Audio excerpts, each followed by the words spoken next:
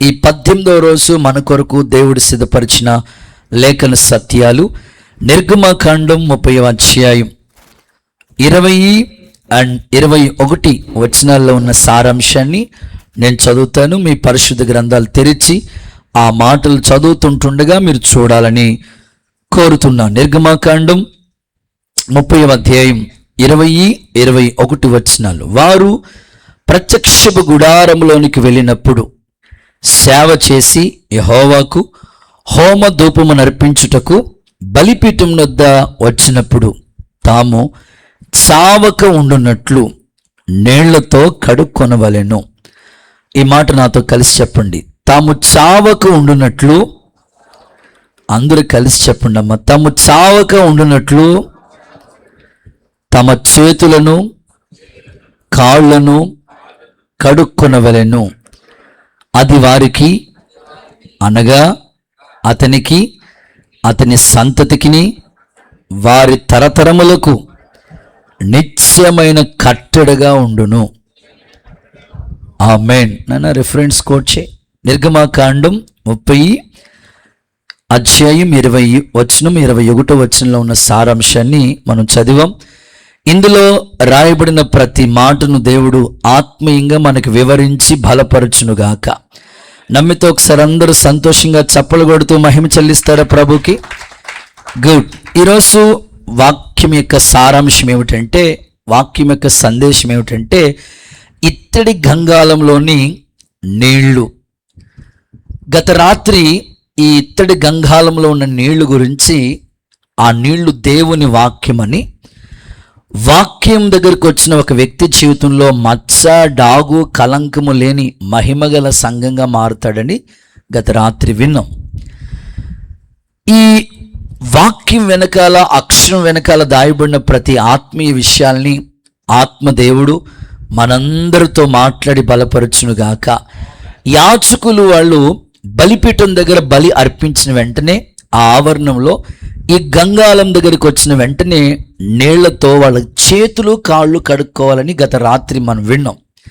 చేతులు క్రియలకు సాదృశ్యం, కాళ్ళు నడతకి సాదృశ్యం అని చెప్పాను.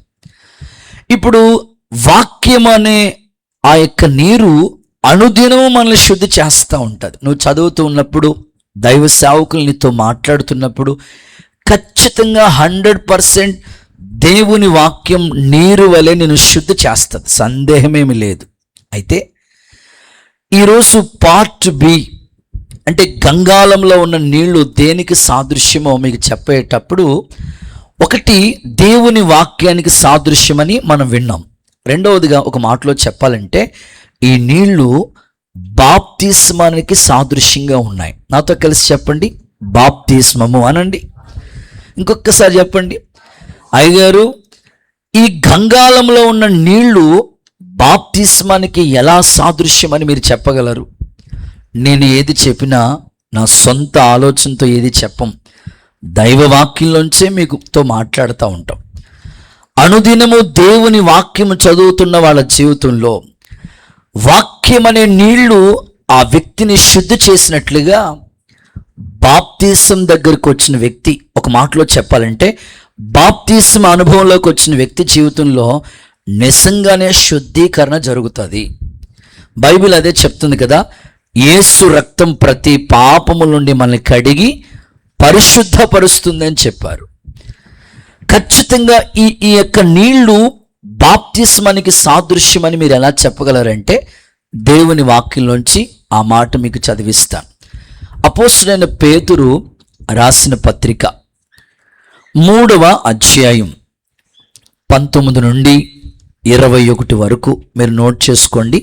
ఒక్కొక్క వచనాన్ని భక్తులు చదువుతారు, ఆలకిద్దాం. అపోస్తలుడైన పేతురు రాసిన మొదటి పత్రిక 3వ అధ్యాయం 19 నుంచి 21 వరకు. దేవుని దీర్ఘశాంతం ఇంకా కనిపెట్టుచుండినప్పుడు, మొదటి పేతురు పత్రిక 3:19. దేవుని దీర్ఘశాంతం ఇంకా కనిపెట్టుచుండినప్పుడు ఓకే, పూర్వం నోవాహు దినములో పూర్వము నోవాహు దినముల్లో వాడ సిద్ధపరచుచుండగా అవిధేయులైన వారి యొద్దకు అనగా చెరలో ఉన్న వారి యొక్క ఆత్మల యొద్దకు ఆయన ఆత్మస్వరూపుగా వెళ్ళి వారికి ప్రకటించారు. ఆ వాడలో కొందరు అనగా ఎనమండుగురు. నీటి ద్వారా ఆ మాట టిక్ చేయండి, రెడ్ పెన్ నుండి టిక్ చేయండి. నీటి ద్వారా రక్షణ పొందారు. దానికి సాదృశ్యమైన బాప్తిస్మ ఇప్పుడు మిమ్మల్ని రక్షిస్తుంది. అదేమనగా శరీర మాలిన్యత తీసివేయటం మీకు మాత్రమే కాదు గాని యేసుక్రీస్తు పునరుద్ధాన మూలముగా దేవుని విషయము నిర్మలమైన మంచి మనస్సాక్షిని ఇచ్చి ప్రత్యుత్తరమే. ఆమేనని చెప్దామా? ఎంత చక్కగా దేవుని వాక్యం మనకి స్పష్టంగా ఆత్మదేవుడు చెప్తున్నాడో చూడండి. నోవాహు వాడ మీకందరికి తెలుసు కదా, విన్నారు కదా. ఈ నోవాహు వాడలో 8 వాళ్ళ ఫ్యామిలీ మెంబర్స్, తాను, తన భార్య, తన యొక్క 3 కొడుకులు, కోడళ్ళు, 8 మంది ఆ వాడలోనికి చేర్చబడ్డారు. ఈ వాడ సంఘమైతే ఆ వాడలో క్షేమముగా వాళ్ళు ఉన్న విధానాన్ని గురించి దైవజనుడు మాట్లాడుతూ నీటి ద్వారా 8 మంది రక్షింపబడ్డారు. దానికి సాదృశ్యముగా బాప్తిస్మ ఇప్పుడు మిమ్మల్ని రక్షిస్తూ ఉంది అన్నాడు. అంటే ఒక్క మాటలో చెప్పాలంటే ఈ గంగాళంలో ఉన్న నీళ్లు దేనికి సాదృశ్యంగా ఉన్నాయంటే ఒక కోణంలో వాక్యం ద్వారా శుద్ధీకరణ జరుగుతుంది, వాస్తవమే. అంత మాత్రమే వాక్యం చదివి శుద్ధి చేసుకుని అక్కడ ఆగిపోకూడదు. ఇప్పుడు బాప్తిసం అనుభవంలోకి నువ్వు రావాలి. బాప్తిసం మిమ్మల్ని ఖచ్చితంగా ప్రతి పాపము నుండి మనిషిని శుద్ధి చేస్తుంది. పాత నిబంధన గ్రంథంలో అనేకమైన సాదృశ్యాలు బాప్తిస్మానికి గురించి రాయబడి ఉన్నాయి. వాడ సంఘమైతే ఆ వాడలోకి చేర్చబడిన వాళ్ళ 8 మంది రక్షింపబడ్డారు, నీటి బాప్తిసం. ఇంకో కోణంలో చెప్పాలంటే ఇశ్రాయేలు ప్రజలు ప్రయాణమే వెళుతున్నారు. వాళ్ళకి ఎర్ర సముద్రం అడ్డొచ్చింది చూసారా, మోషే కర్రచాపడు చూసారా, వెంటనే సముద్రాన్ని దేవుడు అద్భుతంగా 6 నెలలుగా చేశాడు చూసారా. ఈ సముద్రం మీద వాళ్ళు నడిచి వెళ్ళిన విధానాన్ని మేఘం వాళ్ళు నడిపించింది, సముద్రంలో దాటి వాళ్ళు వెళ్ళారు. దాన్ని బాప్తిసంతో పోల్చి పౌలు గారు కొరింథీ పత్రికలో చెప్పారు. కాబట్టి ఒక్క మాటలో సింపుల్గా మీకు అర్థమయ్యే కోణంలో చెప్పాలంటే ఈ గంగాళంలో నీళ్లు వాక్యం మాత్రమే కాదు కానీ ఆ ఆవరణలోకి వచ్చిన వాళ్ళు బలిపీఠం దగ్గరకు వస్తే సిలువ త్యాగం మనకు అర్థమవుతుంది. సిలువ త్యాగం గుర్తించిన వ్యక్తి ఖచ్చితంగా ఈ గంగాళం దగ్గర కాళ్ళు చేతులు కడుక్కునే ఆ అనుభవం ఉన్నట్లుగా అక్కడ అద్భుతమైన మాట చెప్తాడు, వారు చావకుండా ఉండునట్లు. ఒకసారి నాతో కలిసి ఆ మాట చెప్పండి, ఇంకొకసారి గట్టిగా చెప్పండి, వారు చావకుండా ఉండునట్లు. అంటే బాప్తిసం ఎంత ప్రాముఖ్యమో మీరు ఆలోచించండి. ఇంచుమించు ఈ నిర్గమాకాండంలో 2 సార్లు చెప్పాడు ఆ మాట, వారు చావకుండా ఉండునట్లు, వారు చావకుండా ఉండునట్లు. కడగబడండి 4 సార్లు చెప్పాడు. ఒక్క మాట ఎంత ఇంపార్టెంట్ అయితే ఇప్పుడు మనం పిలుస్తూ ఉంటాం, డాక్టర్ గారు అన్నాను, వినలేదు ఆయన, అడో డాక్టర్ గారు ఇటు తిరిగాడు. అవును కదా, ఒక మాట పదే రిపీట్ చేస్తున్నామంటే ఇంపార్టెంట్. కడగబడటం అనే మాట మీరు ఆ నిర్గమకాండం మీ పేజీ ముందు పెట్టుకుంటే 4 సార్లు ఉంటుంది ఆ మాట. చావకుండా ఉండినట్లు 2 సార్లు చెప్పాడు. అందుకే వాళ్ళు యాజకుల ధర్మం ఏమిటంటే అనుదినము వాళ్ళు అక్కడికి వచ్చిన వెంటనే కాళ్ళు చేతులు కడుక్కుంటారు. యాజకులు అంటే పాత నిబంధనలు గ్రంథం ప్రకారంగా లేవీలు, క్రొత్త నిబంధన సంఘం ప్రకారంగా రక్షింపబడిన గుంపు యాజకులు. ఇప్పుడు వీళ్ళు ఏం చేయాలంటే ఖచ్చితంగా కాళ్ళు చేతులు కడుక్కున్నట్లుగా ఈ బాప్తిసం అనుభవాన్ని సంఘానికి కావాలి. నీటి ద్వారా రక్షింపబడాలి. ఈ అనుభవం సంఘంలోకి వచ్చిన ప్రతి ఒక్కరికి నా దేవుడు దయచేయునుగాక. అందుకే నికోదేము ముసలైన ప్రభు దగ్గరికి వచ్చాడు రాత్రి వేళ. వచ్చి అంటాడు, అయ్యా నీ బోధలు బాగున్నాయి, నీ ప్రసంగాలు సూపర్గా ఉన్నాయి, అంతా ఓకే, బట్ నేను నీ రాజ్యానికి వారసుడు అవ్వాలంటే ఏం చేయాలి? ప్రభు ఈజీగా మాట్లాడతాడు, చాలా సింపుల్గా మాట్లాడతాడు. ఒకడు నీటి మూలంగా ఫిల్లింగ్ ద బ్లాంక్స్, ఆత్మ మూలంగా జన్మిస్తే తప్ప దేవుని రాజ్యానికి నో ఎంట్రీ. అంటే అక్కడ ఒక వ్యక్తి జీవితం దేవుని రాజ్యానికి వెళ్ళాలనే అనుభవాన్ని గురించి మాట్లాడుతూ నీటి మూలంగా జన్మించాలి. మీరు చావకుండా ఉండునట్లంటే నీ ఆత్మ నరకానికి వెళ్ళకుండా నిత్య రాజ్యానికి చేరుకోవాలంటే ఈ భూమి మీద మనిషి 70 ఏళ్ళు 80 ఏళ్ళు ఎన్ని సంవత్సరాలు ఈ భూమి మీద బ్రతికినా మానవుని యొక్క ఆయుష్ని గురించి ఏమని రాస్తుందో తెలుసా? కొంతసేపు కనబడి అంతులో మాయమైపోయే ఆవిరి వంటిది.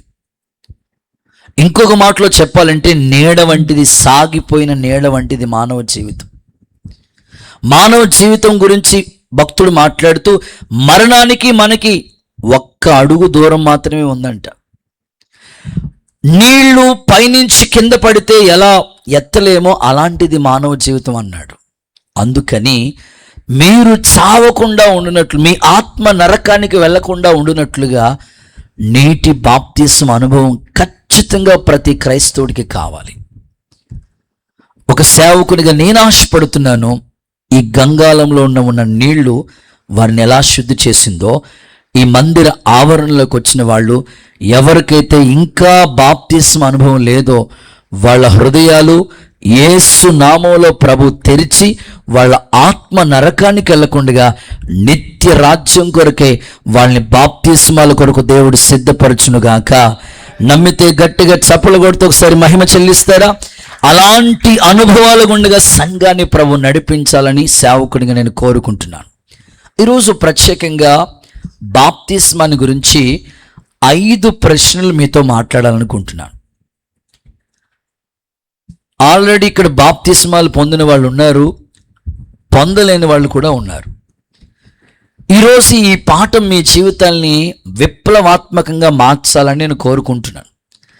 5 ప్రశ్నలు మీ ముందు ఉంచుతాను, వాటికి ఆన్సర్స్ కూడా చెప్తాను. బాప్తిస్మము అంటే ఏమిటి? ఫస్ట్ క్వశ్చన్, బాప్తిస్మము అంటే ఏమిటి? దీనికి ఒకటే ఆన్సర్.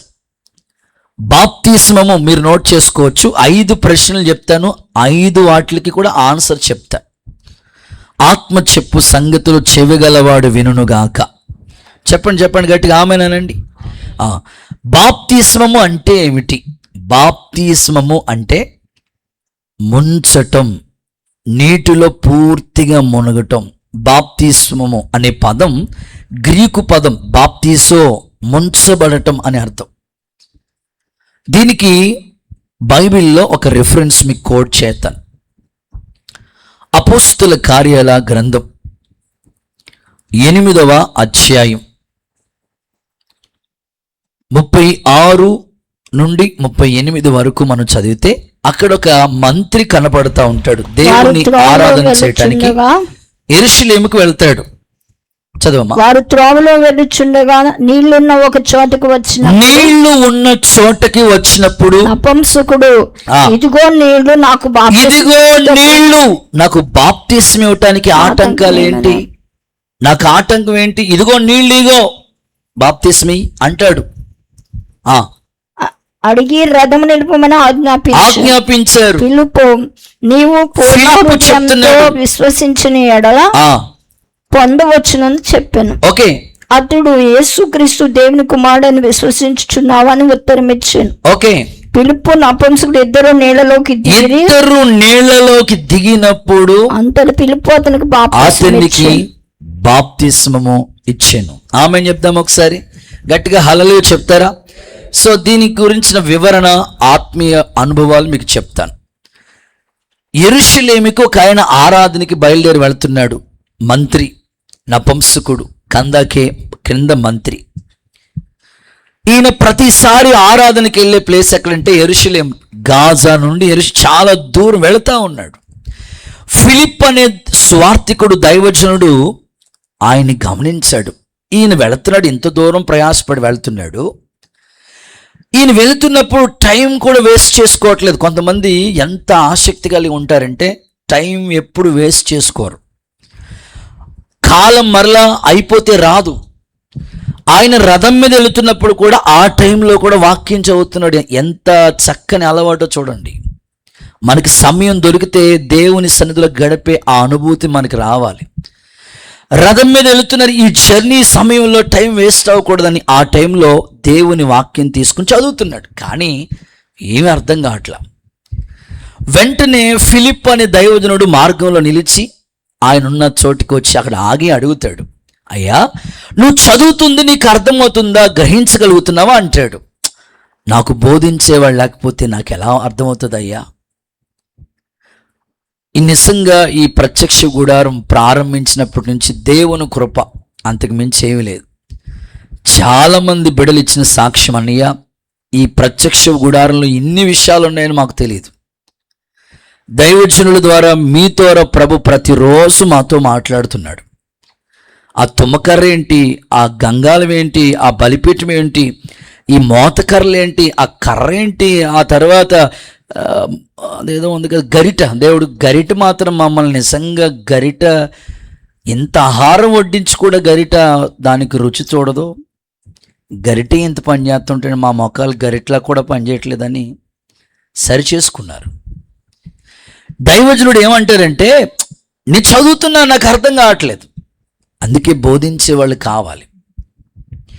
బోధించాడు. ఏమనంటే ఆయన చదువుతుంది ఏంటంటే, గొర్రె పిల్ల వదకు తేబడినప్పుడు ఎలా మౌనం అయిపోయారో సిలువలో ప్రభు అలా మౌనం అయిపోయాడు. ఎక్స్ప్లెనేషన్ చేశాడు.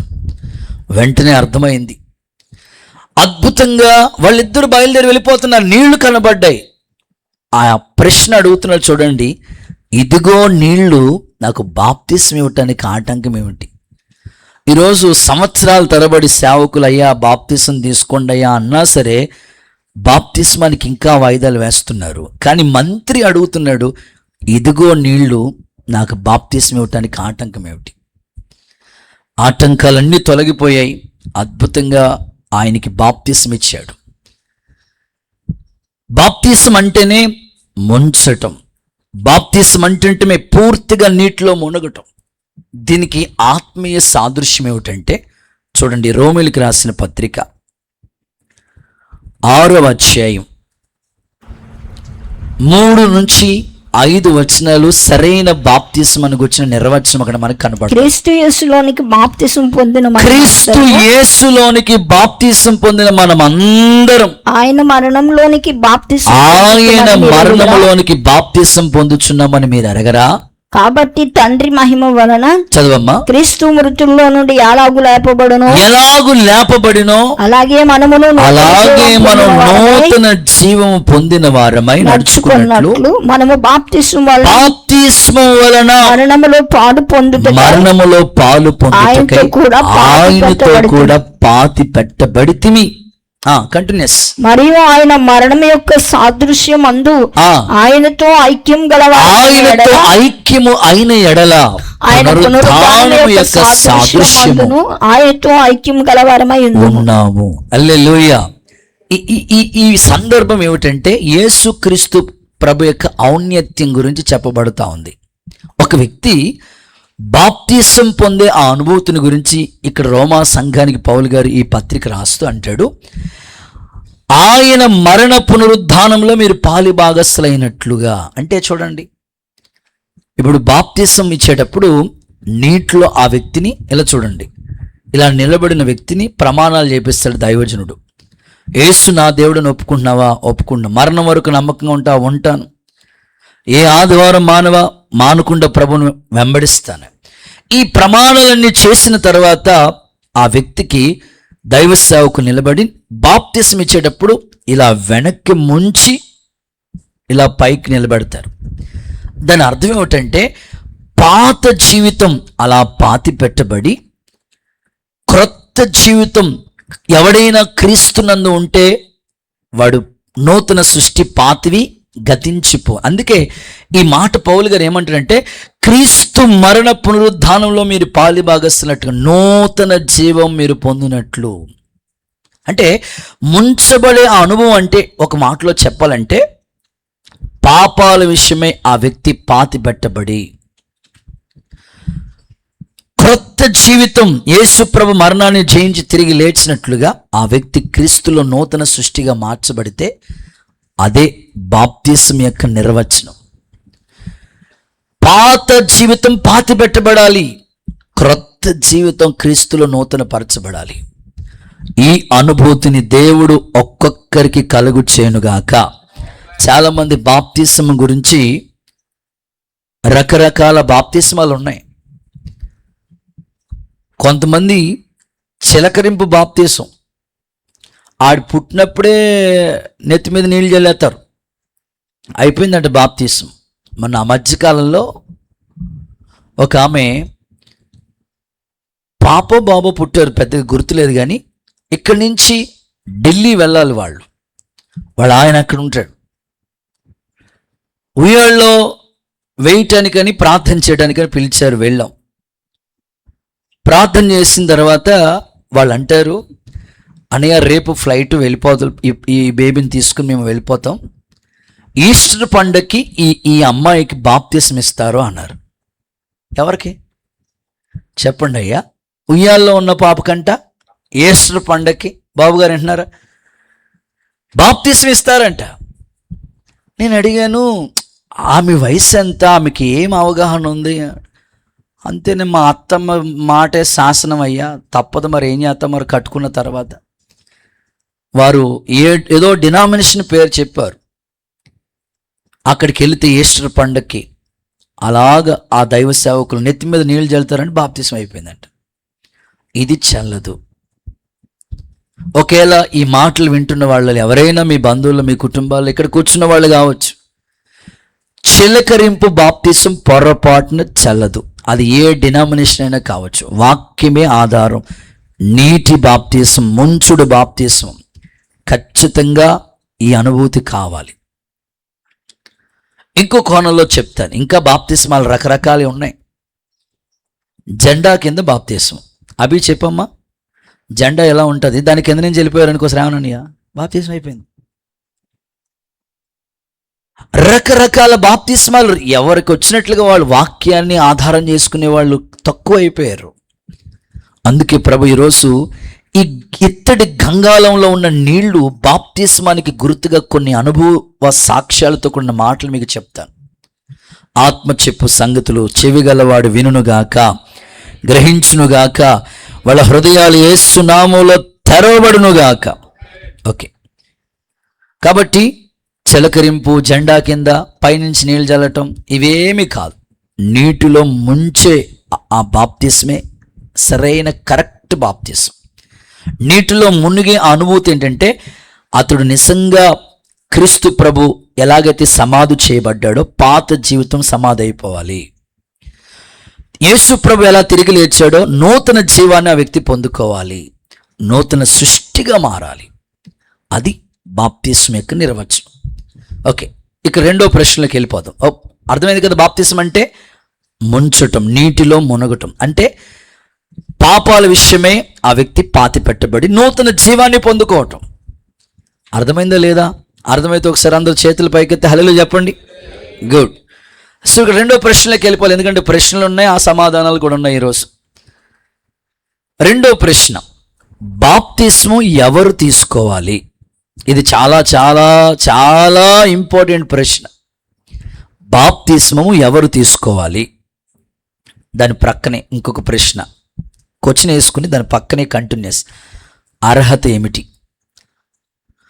బాప్తిసం ఎవరు తీసుకోవాలి? బాప్తిసం పొందడానికి అర్హతలు ఏంటి? అర్హత, ఒక ఉద్యోగం చేయాలంటే ఆయన ఊరకనే పిలిచిచ్చేతడు ఉద్యోగం, వాడికి ఇంగ్లీష్ వచ్చి ఉండాలి, ఏదో ఒక డిగ్రీ చదవ ఉండాలి, కనీసం టాకింగ్ పవర్ అయినా ఉండాలి వాడికి.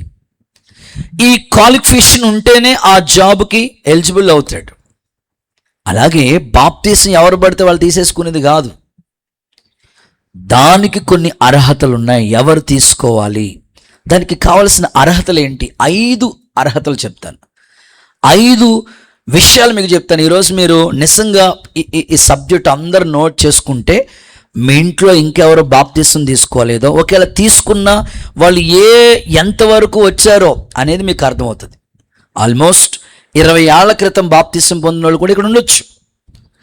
మీ బాప్తిసం యొక్క అనుభవం సరైన పునాది మీద ఉందో లేదో ఒక్కసారి చెక్ చేసుకోవటానికి ఈ అనుభూతిని మీకు చెప్తా ఉన్నాను. బాప్తిసం ఎవరు తీసుకోవాలి, తీసుకోవడానికి అర్హతలు ఏంటో ఒక 5 విషయాలు మీకు చెప్తాను. నెంబర్ 1, మొదటి మాట. ఈ ప్రశ్నకు 5 మాటలు చెప్తాను, ఒక్కొక్కటిగా చెప్తాను. నెంబర్ 1, మార్కు సువార్త 16:16 కంఠస్థ వాక్యం ఇది. నమ్మి బాప్తిసం పొందినవాడు రక్షింపబడతాడు, నమ్మని వానికి శిక్ష విధించబడుతుంటాడు. మార్కు 16:16. ఫస్ట్ క్వాలిటీ, మొదటి అర్హత. బాప్తిస్మని ఎవరు తీసుకోవాలంటే 1, దేవుణ్ణి నమ్మిన వారు. అనండి, నాతో కలిసి చెప్పండి ఈ మాట. దేవుణ్ణి నిజంగా నువ్వు నమ్మితే ఇక బాప్తిస్మానికి వాయిదా వేయకు. ఏమని నమ్మాలి దేవుణ్ణి? యేసు నా దేవుడని నోటితో ఒప్పుకోవాలి, హృదయంలో విశ్వసించాలి. అప్పుడు నీకు రక్షణ కలుగుతుంది. రక్షణ అంటే ఏంటో తెలుసా? అంతరంగంలో నమ్మిక. బాప్తిసం అంటే ఏంటో తెలుసా? బహిరంగంగా క్రియ. యేసు నా దేవుడని మొదట నువ్వు నోటితో ఒప్పుకోవాలి, నీ హృదయంలో ఆ నమ్మిక రావాలి. అప్పుడు నీకు రక్షణ అనుభూతి, బాప్తిసం అనుభవం కనబడుతుంటుంది. ప్రస్తుతం అనేకుల జీవితాలు ఎలా ఉన్నాయంటే, అనేకమైన మనుషులు వేటినో నమ్ముతున్నారండి. ప్రజలు వేటిని నమ్ముతున్నారో తెలుసండి? అబద్ధాలను నమ్ముతున్నారని ఇర్మియా ప్రవక్త అంటాడు. జనులు అబద్ధాలు నమ్ముతున్న, వాడెవడో తుమ్మాడంట, ఒకడు పుట్టాడంట. ఏమన్నా అర్థం ఉందా? అలాగైతే మీరు ఎన్నిసార్లు తుమ్ముతున్నారు? ఎంతమంది పుట్టాలి మీకు? అసలు తుమ్మితే పుట్టడం ఏంటరా బాబు? మనుషులు వేటిని నమ్ముతున్నారో చూడండి. నువ్వు నమ్మాల్సింది యేసు నా దేవుడని నువ్వు నమ్మాలి. ఆయన నా కోసం ప్రాణం పెట్టారు, ఆయన రక్తాన్ని కాచాడు, ఆయన రక్తం ప్రతి పాపములను కడిగి పరిశుద్ధపరుస్తుంది. కింద పాతాళం ఉంది, ఎవరిని మింగుదమని గర్జించు సింహాలే సాతానుడు తిరుగుతున్నట్లు క్రింద ఉన్న పాతాలను తప్పించుకోవాలని బుద్ధిమంతుడు పరమనకు పోయే జీవమార్గాన్ని కనుగొంటున్నారు. ఆ జీవమార్గానికి వెళ్ళాలంటే యేసు చెప్పాడు, నేనే మార్గం, నేనే సత్యం, నేనే జీవం, నా ద్వారా తప్ప ఎవ్వరు తండ్రి దగ్గరికి రాలేరు. నువ్వు నమ్మాల్సింది ఏంటంటే యేసు నా దేవుడని నువ్వు నమ్ముకోవాలి. దేశానికి ఒకే సూర్యుడు ఉంటాడు, 4 సూర్యులు ఉంటారా? ఒకరే. దేవుడు కూడా ఒకరే. ఇది ప్రజలకు ఇంకా తెలియక ఇంకా ఈ అనుభూతిలోకి రావట్లేదు. ఈరోజు ఒక దైవజనుడిగా నా ప్రార్థన, మీలో చాలామంది యేసు ప్రభు నమ్ముకున్న బిడ్డలు ఉన్నారు. ఇంకా ఎవరైతే నమ్మకుండగా లోకంలో ఎన్నో ఆచారాలని, మూఢనమ్మకాలని, ఎన్నో అపవిత్రమైన వాటిని నమ్ముతున్నారేమో కానీ ఈరోజు దేవుడి మీద నీకు నమ్మిక కలుగునుగాక. చెప్దాం గట్టిగా ఆమేనని చెప్దామా? చూడండి ఆ మాట చూద్దామా, ఆ మాట చదువుదామా ఒకసారి. రోమాపత్రిక 10:9 భాగం. రోమపత్రిక 10:9 అదేమని చెప్పుచున్నది, ఓకే, వాక్యం నీ వద్దకును, వాక్యం నీ వద్దకుంది, నీ నోటను నీ హృదయంలో ఉన్నది, ఓకే, అది మేము ప్రకటించు విశ్వాస వాక్యమే. 9 అదేమనగా యేసు ప్రభువనియు నోటితో ఒప్పుకో, దేవుడు మృతుల్లో నుండి ఆయన లేపారని హృదయమందు విశ్వసించు, నీవు రక్షింపబడదు. ఆ నమ్మిక నీకుంటే గొప్ప రక్షణ నీకు దొరుకుతుంది. యేసు నామములో అలాంటి గొప్ప నమ్మిక అనేకుల హృదయాల్లో కలుగునుగాక. కుటుంబాల్లో ఎవరింకా ప్రభువుని నమ్ముకుంటున్నారో వాళ్ళ హృదయాలు యేసు నామములో తెరవబడునుగాక.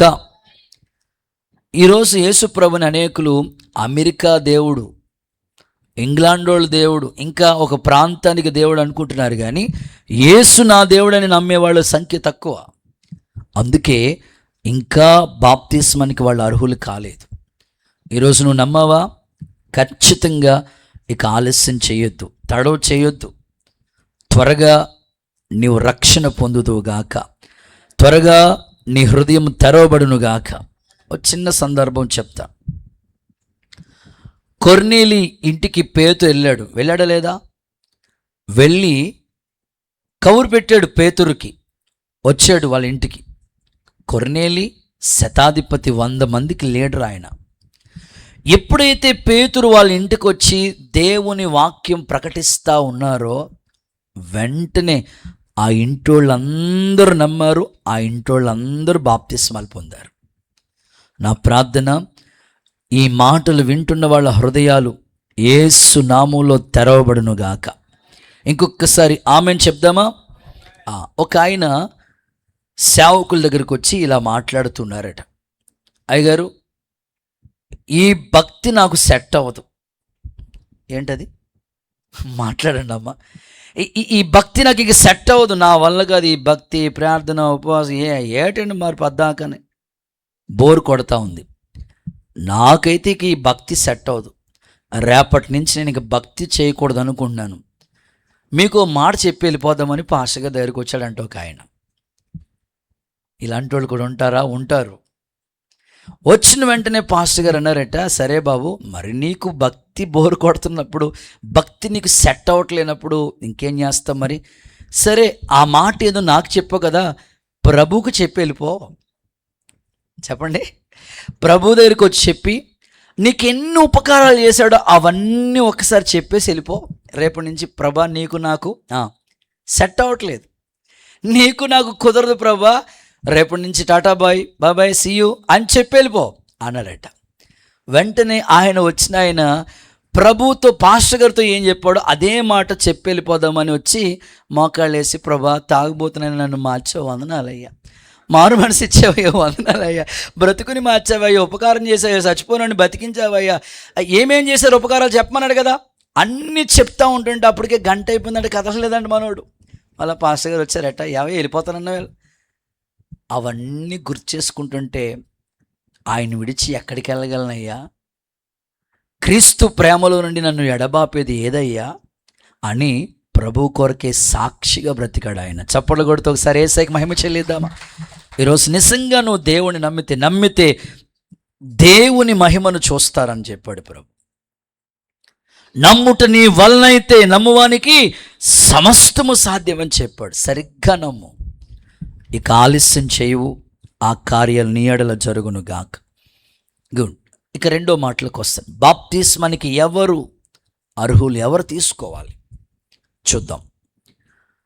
అపోస్తలుల కార్యాల గ్రంథం 2వ అధ్యాయం 38 వచనం చదువుతారు, భక్తులు ఆలకిస్తారు.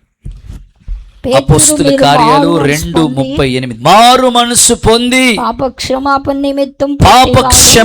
నిమిత్తం ప్రతివాడు యేసుక్రీస్తు నామమున బాప్తిస్మాన్ని మీరు పొందండి, అప్పుడు మీరు పరిశుద్ధాత్మను వరం పొందుదురు. చూడండి, అక్కడ సందర్భాన్ని పేతురు గారు వాక్యం చెప్తూ మాట్లాడుతున్నాడు. మారు మనసు పొందిన వారు అనండి. మారు మనసు పొందిన వాళ్ళు. ఒక వ్యక్తి బాప్తిస్మానికి ఎప్పుడు అర్హుడిగా మారుతాడు? ఎవరు బాప్తిస్మం తీసుకోవాలంటే, నువ్వు మనస్సు మార్చుకుంటే బాప్తిస్మానికి అర్హుడివే. ఖచ్చితంగా మనసు మారాలి. మనసు మారటం అంటే సీతాకకు చిలుక, గొంగలు పురుగు ఎంత మంచి ఎగ్జాంపుల్. ఒకప్పుడు అది గొంగలు పురుగే, కానీ సీతాకకు చిలుకగా మారింది. చాలామంది దేవుని మందిరానికి వస్తారు, వెనకాల జేబులో జరదాకిల్లి ప్యాకెట్లు ఉంటాయి. దేవుని మందిరానికి వస్తారు, సిగరెట్ పెట్టి మానరు.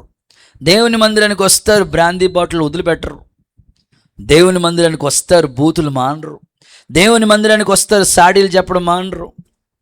ఇలాంటి విషయాలు ఇంకా మార్పు చెందలేని వాళ్ళు ఎవరున్నారో, మారు మనసు పొందితే నువ్వు బాప్తిస్మానికి ఎలిజిబుల్ అవుతావు, అర్హురాలు అవుతావు.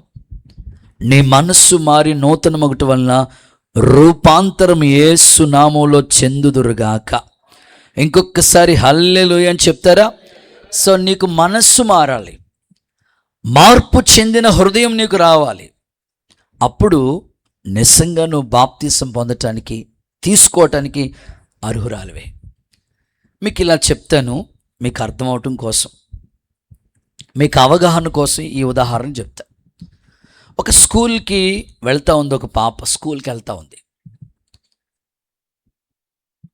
స్కూల్ నుంచి ఫోన్ వచ్చింది వాళ్ళ ఇంటికి. వెంటనే ఫోన్ లిఫ్ట్ చేసి వాళ్ళ నాన్నగారు ఫోన్ లిఫ్ట్ చేసి, ఎవరండి అన్నారు. మేము పలానా స్కూల్ నుంచి అండి ఫోన్ చేస్తున్నాం. మీ అమ్మాయి అంత బాగా ఏమీ చదవట్లా, అస్సలు బాగా చదవట్లేదు. మేమేమనుకుంటున్నామంటే వెనక క్లాస్లోకి పంపించేద్దాం అనుకుంటున్నాం. వెనక క్లాస్ కంటే ఇప్పుడు ఆ అమ్మాయి 6th క్లాస్ లేకపోతే 5th క్లాస్ చదువుతుంటుంటే 4thలోకి బ్యాక్ పంపించేద్దాం అనుకుంటున్నాం. ఏమీ అస్సలు చదవట్లేదు అని మేడం కంప్లైంట్ చేసింది ఇంటికి. వెంటనే వాళ్ళ నాన్నగారు అన్నారు, 1 వీక్ టైం ఇవ్వండి అయ్యా. అసలు ఈ లాస్ట్ ఇయర్ అమ్మాయి ఫస్ట్ క్లాస్లో పాస్ అయింది, క్లాస్ ఫస్ట్ వచ్చిన అమ్మాయి ఇప్పుడు అసలు చదవట్లేదు అంటున్నారేంటి? 1 వీక్ టైం ఇవ్వండి, ఈ వారం రోజుల్లోనే సెట్ అయిపోతుంది అని వాళ్ళ నాన్నగారు చెప్పారు. వెంటనే వాళ్ళ భార్యకి చెప్పాడు ఆయన, స్కూల్ నుంచి ఫోన్ వచ్చింది, అస్సలు ఏం చదవట్లేదంట, లాస్ట్ ఇయర్ ఫస్ట్ క్లాస్లో వచ్చింది, క్లాస్ ఫస్ట్ వచ్చింది, ఇదేంటరా నాయన సడన్గా ఇలాగ అయిపోయింది ఏంటి అని. వెంటనే తల్లిదండ్రులు మరి గుండెల్లో భారం ఉంటుంది కదా, ఇన్ని డబ్బులు ఖర్చు పెట్టి చదివిస్తున్నాం, స్కూల్కి పంపిస్తున్నాం, కంప్లైంట్ ఎందుకు వచ్చింది అనుకుని వెంటనే ఇద్దరు ఆలోచించుకున్నారు. ఇంటికి వచ్చే లోపలనే తల్లిదండ్రులు వచ్చిన వెంటనే ఏం చేయాలో ముందుగానే ప్లాన్ చేసుకున్నారు. తల్లిదండ్రులు అంత షార్ప్ మైండ్ ఉండాలండి. స్కూల్లో కంప్లైంట్ వచ్చిన వెంటనే టీచర్ ఎందుకు ఫోన్ చేసింది, సరే వెంటనే వాళ్ళని సెట్ చేద్దామనే మైండ్ ఉండాలి. పర్లేదులే మేడం అలా చెప్తుందిలే, టీచర్ అలా చెప్తారంటే చదువు రాదు. వెంటనే వాళ్ళమ్మ సుబుద్ధి కలిగిన తల్లి, జ్ఞానవంతురాలైన తల్లి, భక్తి పట్ల, ఇంటి పట్ల, కుటుంబం పట్ల నిజంగా గుణవతైన భార్య, ఇంటి వారి నడతలు బాగా కనిపెడుతుందని చెప్పినట్లుగా పిల్లల క్షేమాన్ని కోరుకునే తల్లి ఆమె. వచ్చిన వెంటనే ఆ పాపను కూర్చోబెట్టి క్రమశిక్షణ గురించి, చదువు వాల్యూస్, ఫ్యూచర్ ప్లాన్స్ అన్నీ కూర్చోబెట్టి మైండ్ వాష్ చేసి తలకాయ నీళ్ళు వేసి, వారం రోజులు వాళ్ళ నాన్న అడిగాడు కానీ సోమవారం కంప్లైంట్ వచ్చింది, శుక్రవారానికి సెట్ అయిపోయింది. 5 రోజులు కూడా పట్టలేదు ఆ అమ్మాయికి సెట్ అవ్వటానికి. వెంటనే పేరెంట్స్ మీటింగ్కి తర్వాత వీక్ పేరెంట్స్ మీటింగ్కి వీళ్ళ పేరెంట్స్ని పిలిస్తే వాళ్ళ మేడం సాక్ష్యం ఇస్తున్నారు, ఈ 5 రోజుల్లో మీరు ఏం చేశారో కానండి, వద్దన్నా పుస్తకం పట్టుకుని వదలలేదండి బాబు, మంచి మార్పు అని వచ్చేసింది మీ అమ్మాయిలో, ఏం చేశారండి అని అడిగారు. చదువు విలువలు చెప్పామండి. ఈ అమ్మాయికి ఎందుకు మార్కులు తక్కువ వచ్చినాయి అంటే సెల్ ఫోన్తో ఆడుకుంది. ఇంకో మాటలు చెప్పాలంటే టీవీ ఛానల్ కార్టూన్ కానీ అదేదో పిచ్చి పిచ్చి ఛానల్ గేమ్స్ ఇవన్నీ బాగా దగ్గర అయిపోయింది. అందుకనే చదువు మీద ఇంట్రెస్ట్ చూపించలేదు. అందుకనే పోయిన ఎగ్జామ్స్లో సరిగైన మార్కులు రాలేదు. ఈసారి ఖచ్చితంగా క్లాస్ ఫస్ట్ కాదు స్కూల్ ఫస్ట్ వస్తుంది మా అమ్మాయి చూడండి అని అంటే నిజంగానే మార్పు వచ్చేసింది. లాస్ట్లో ఆ తండ్రి చెప్పిన సాక్ష్యం ఇలా ఉంది. నేను మీకు ఎందుకు ఈ మాట చెప్తున్నానంటే, మారు మనసు అనడానికి ఆ పాప చదువుకునేదే, కానీ చదువు మీదకి మనసు వెళ్ళకుండా వేరే దాని మీదకి మనసు వెళ్ళటానికి ఆమె అవకాశం ఇచ్చింది. ఇప్పుడు మీ ఇంట్లోకి వెళ్ళటానికి ఒక గేట్ ఉంటుంది, ఉంటుందా లేదా? గేట్ ఉంటుంది, మళ్ళీ డోర్ ఉంటుంది, మళ్ళీ దోమల మ్యాట్, మళ్ళీ దానికి ఒకటి ఉంటుంది. దోమల మ్యాట్ ఉన్న లోపలికి దోమ వస్తుందా? డోర్ తీస్తేనే కదా లోపలికి వచ్చేది. నువ్వు కూడా అపవాదికి చోటిస్తేనే వాడు వచ్చేది. మారు మనసు అంటే ఏంటంటే అపవాదికి నువ్వు చోటిస్తేనే వాడు వచ్చేది నీ దగ్గరికి. నువ్వు చోటు అవకాశం ఇస్తే వాడు రాకుండా ఆడుకుంటాడు. నువ్వు అవకాశం ఇవ్వకపోతే ఎవ్వడు నీ దగ్గరికి రాలేడు. ఆమెను చెప్పండి ఒకసారి. నువ్వు అవకాశం ఇస్తే ఆ అమ్మాయి ఏం చేస్తుందంటే చదువు పక్కన పెట్టి సెల్ ఫోన్కి, టీవీకి అవకాశం ఇచ్చింది. అందుకని చదువు కూర్చుంది. ఎప్పుడైతే వాళ్ళ అమ్మ కూర్చోబెట్టి సెల్ ఫోన్, టీవీ బంద్ చేసిందో వెంటనే సెట్ అయింది. మారు మనసు అంటే ఏంటంటే నువ్వు అపవాదికి చోటు ఇవ్వద్దు. చోటు ఇచ్చావా వాడు నీ దగ్గరకు వస్తాడు. వచ్చాడా నీ మైండ్ మొత్తం, నీ ఆలోచనలు, విధానాలు, నిర్ణయాలు అంతా మార్చేస్తాడు. మారు మనసు అంటే మనసు మార్చుకోవాలి. అపవాదికి నువ్వు చోటు ఇవ్వద్దు. చోటు ఇచ్చావా వస్తాడు వాడు. ఈ రాత్రి ఏ ఏ విషయాల్లో ఇంకా మారు మనసు లేదో, ఇంకా సినిమాలు వదులుకోవట్లేదు, ఇంకా సెల్ ఫోన్ వదులుకోవట్లేదు, ఇంకా లోక సంబంధమైనవి ఇంకా ఏమి నువ్వు వదులుకోకుండా ఉన్నావో, నీ మనస్సు మారి నూతన మగునుగాక, రూపాంతరము చెందుదురుగాక. గుడ్. మూడవ ప్రశ్న, బాప్తిసం ఎవరు తీసుకోవాలి, ఎవరు అర్హులు? మత్తయి సువార్త 3వ అధ్యాయం 6వ వాక్యం చూద్దాం. మత్తయి సువార్త 3:6. తమ పాపములు ఒప్పుకొనుచు యోర్దాను నదిలో అతని చేత బాప్తిసం పొందారు. గుడ్. మూడవ ప్రశ్న ఏమిటంటే, ఎవరు ఈ యొక్క బాప్తిస్మానికి అర్హులు అనే దానికి మూడవ ఆన్సర్ ఏంటంటే, పాపములు ఒప్పుకున్నవారు. నాతో కలిసి చెప్పండి అన్నమాట. ఇంకొకసారి చెప్పండి. పాపములు ఒప్పుకోవాలి. దాచిపెట్టేవాడు వర్ధిల్లడు, దాన్ని ఒప్పుకునేవాడు కనికరాన్ని పొందుతాడు. దేవుని వాక్యం ఎంత స్పష్టంగా చెప్తుందో. ఈరోజు ఎవరు బాప్తిస్మాలకి అర్హులు, పాత్రులు, ఎవరు తీసుకోవటానికి ఎలిజిబుల్ అవుతారంటే, పాపాన్ని ఒప్పుకునేవారు ఖచ్చితంగా బాప్తిస్మానికి అర్హులు అవుతారు. మీరు అడగొచ్చు, అన్నయ్య నేను చేమకు కూడా అన్యాయం చేయలేదన్నయ్య, కనీసం మా భర్తను కూడా ఎప్పుడు ఏ మాట అనలేదు, మా అత్తను కూడా ఏమనలేదు, మా ఇంటి పక్కోళ్ళని కానీ అస్సలు ఇప్పటి వరకు నేను పెదవుల ద్వారా కానీ చూపుల ద్వారా కానీ ఏ విషయంలో కూడా నేను పాపం అనే జోలికే వెళ్ళలేదన్నయ్య, నేను మరలా పాపం ఒప్పుకోమంటారేటరయ్యా? చెప్తా. ఒక మనిషిని 2 రకాల పాపాలు ఏలుబడి చేస్తున్నాయి. ఎన్ని పాపాలు? 2. ఒకటి జన్మ పాపం. దావీదు అంటాడు, నేను తల్లి గర్భంలోనే పాపములో పుట్టాను అంటాడు. అంటే ఒక మనిషిని జన్మ పాపం. 2 కర్మ పాపం, మనం చేసే క్రియల ద్వారా పాపం. నేను 9th క్లాస్ చదువుతున్నానండి. మీటింగ్స్ తీసుకెళ్లారు మా అక్కోళ్ళు. దైవజనుడు నిలబడి వాక్యం చెప్తున్నాడు, మునుపు దూరస్తుడైన నీవు ఈ రాత్రి చనిపోతే ఎక్కడికి వెళతావు? వెంటనే తెలియని పశ్చాత్తాపం. ఆ రాత్రే మారు మనసు వచ్చి వెంటనే పాపాల నిమిత్తమే ఒప్పుకున్న నా జన్మ పాపం, నా కర్మ పాపం విడుదల పొంది బాప్తిస్మం కొరకు నేను సిద్ధపడ్డాను. 9వ తరగతి చదువుతున్నప్పుడే నేను బాప్తిస్మం తీసుకున్నాను. తెలియని దుఃఖం, తెలియని పశ్చాత్తాపం, మార్పు నాలో కలిగి చేశాడు దేవుడు.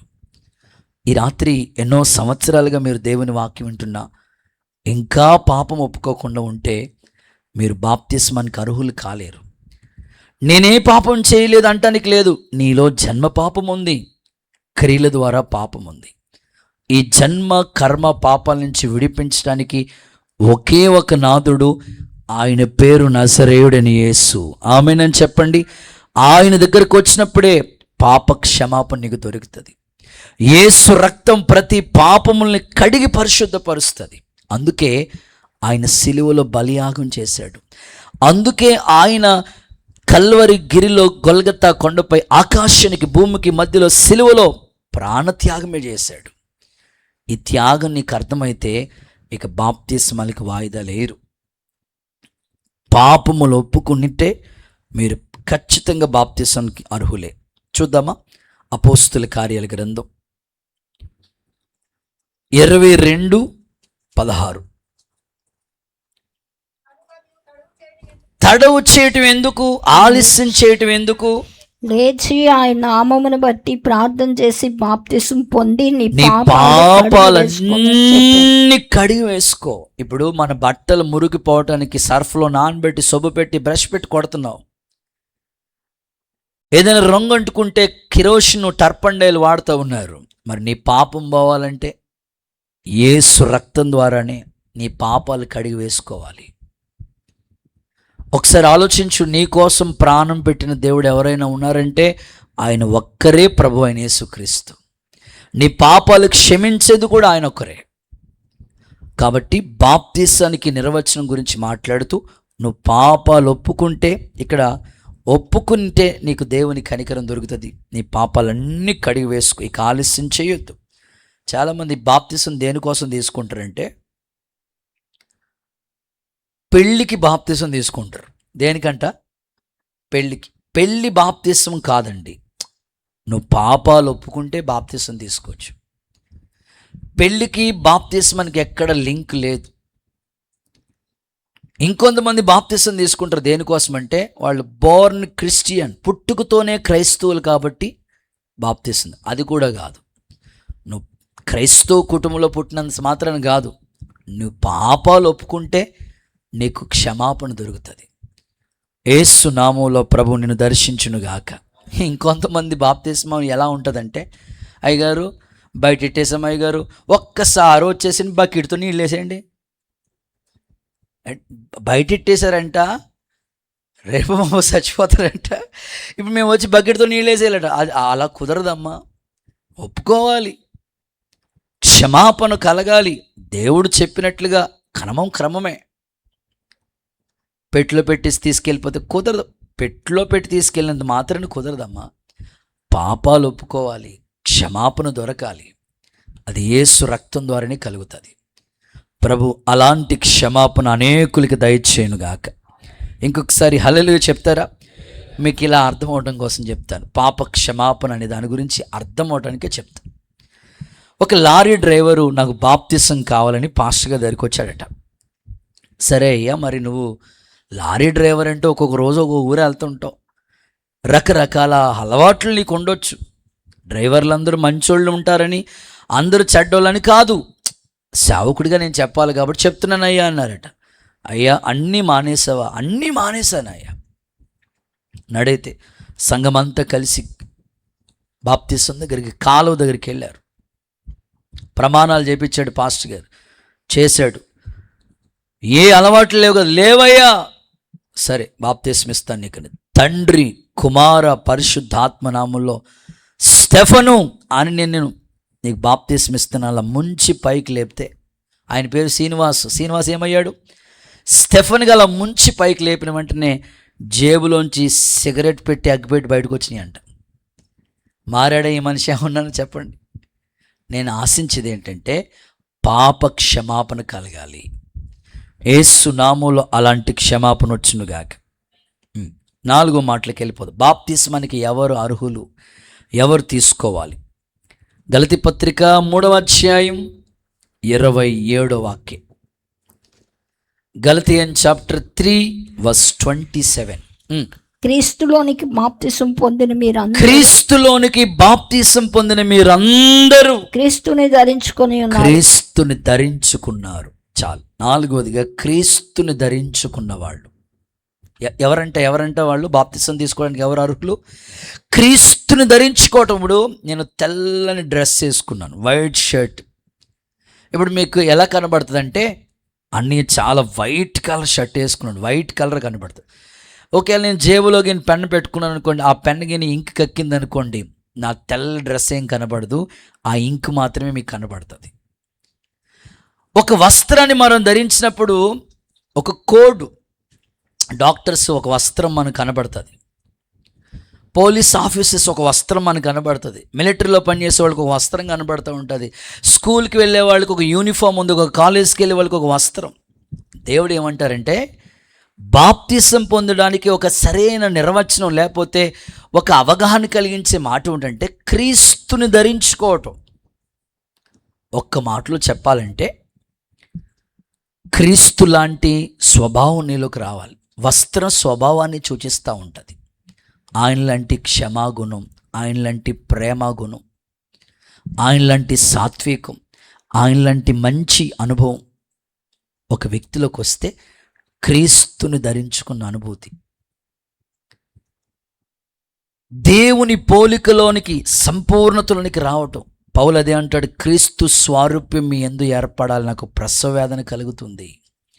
పౌలు అంటారు కదా, జీవించువాడిని ఇక నేను కాదు, క్రీస్తే నా యందు జీవిస్తున్నాడు, నన్ను బలపరచు క్రీస్తులో నేను సమస్తం చేస్తాను. అంటే పౌలు గారి యొక్క జీవితం చూస్తుంటే ఒకప్పుడు హింసకుడే, ఒకప్పుడు దూషకుడే, హానికరుడే, కానీ ఆయన ఇప్పుడు క్రీస్తుని ధరించుకున్న అనుభూతి. ఇలాంటి ఆత్మీయ అనుభూతిని యేసు నామంలో మీకు అనుగ్రహించునుగాక. ఇంకొకసారి చెప్పండి ఆమేనని చెప్పండి. క్రీస్తుని ధరించుకోవడం అంటే మీకు ఇలా చెప్తా, మీ నోటి మాటలు దేవుడు మాటలు ఎలా ఉంటాయో అలా ఉండాలి. దేవుడు మాటలు ఎలా ఉన్నాయి? ఎంత క్షమించే మాటలు ఆయన. సిలువ వేస్తున్న వాళ్ళని కూడా ఏమన్నాడు ఆయన? వీరేమి చేయుచున్నారో వీరెరగరు, క్షమించు.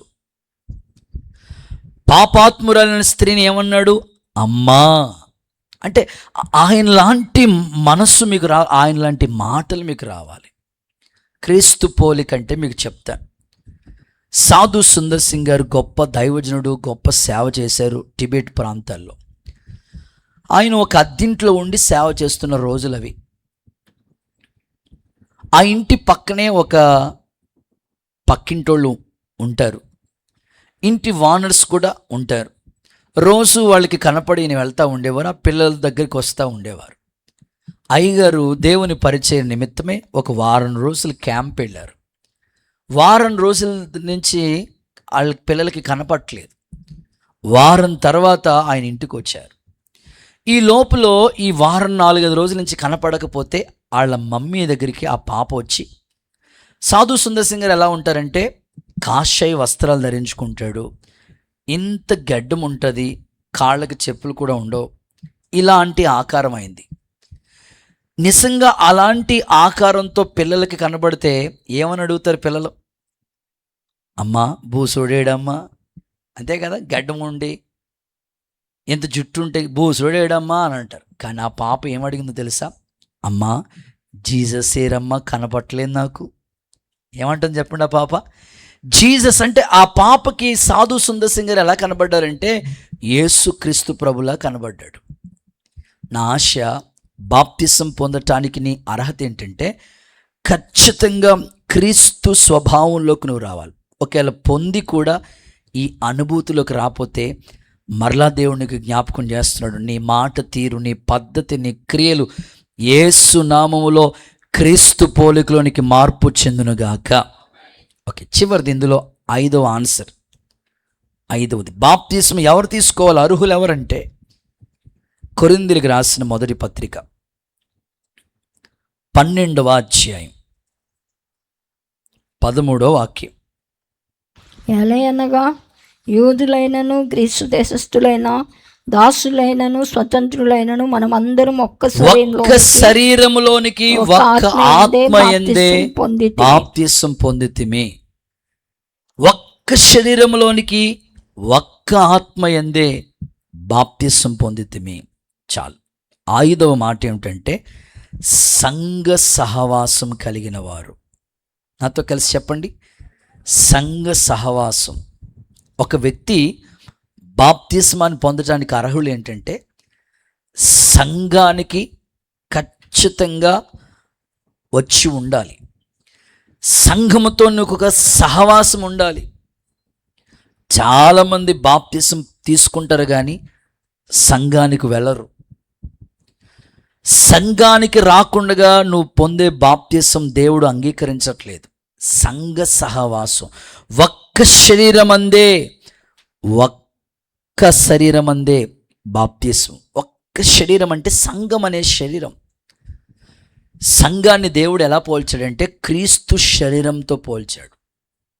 ఈ శరీరానికి శిరస్సు ప్రభు. మీకు ఇలా చెప్తే అర్థమవుతుంది. శరీరంలో, బాడీలో మనమందరం ఎవరో తెలుసా? ఒక్కొక్కరు ఒక్కొక్క అవయవాలు.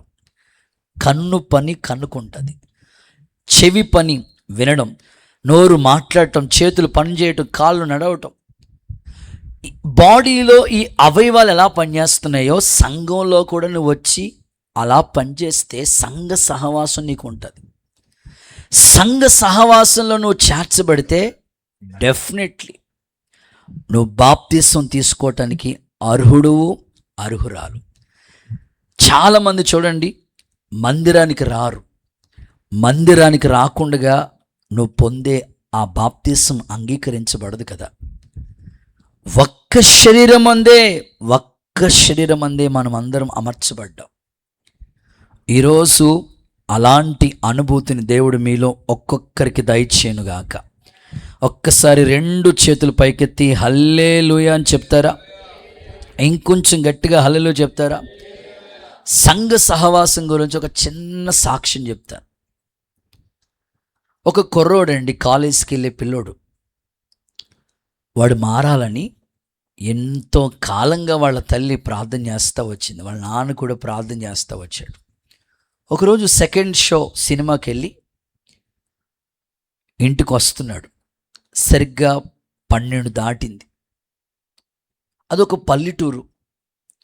సాధారణంగా పల్లెటూరులో ప్రజలు ఎలా ఉంటారంటే 7 గంటలకో 8 గంటలకో 9 గంటలకో లేకపోతే మ్యాక్సిమం 10 గంటలకు అన్నీ సర్దేసి పడుకుంటారు. అన్ని దీపాలు లైట్లన్నీ ఆఫ్ ఉంటాయి. కానీ ఈ ఇంట్లో 12 దాటింది ఆ పిల్లోడు ఇంటికి వచ్చినప్పటికి. వాళ్ళ అమ్మ నాన్న భార్య భర్తలు ఇద్దరు కూడా ఆ హాల్లో మోకాళ్ళు వేసి కన్నీళ్ళు పెట్టుకుని ఏడ్చి ప్రార్థన చేస్తూ ఉన్నారట. కన్నీళ్ళు పెట్టుకుని ప్రార్థన చేస్తూ ఉంటుంటే వెంటనే కన్నీళ్ళు పెట్టుకుని ప్రార్థన చేస్తూ ఉంటుంటే కరెక్ట్గా సినిమా హాల్కి వెళ్ళి వచ్చాడు మనోడు. ఇలా అనుకున్నట్టు ఈ ముసలోళ్ళకి పని పాట లేదు. అమ్మ నాన్నలు ఏమంటున్నారు?